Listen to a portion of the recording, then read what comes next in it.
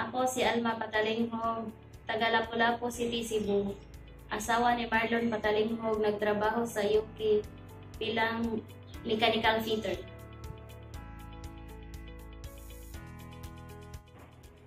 Ang akong banda nagtrabaho sa UK mag 2 years na.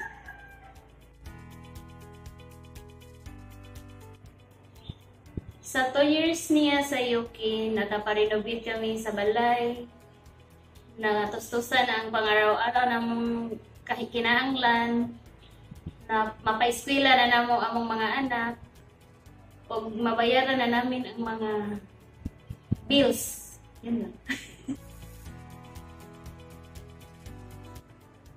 Ang among komunikasyon pinaagi sa video call, messenger, bago pumasok, at saka yung tuwing tanghalian niya, tumawag siya. Tapos ganun.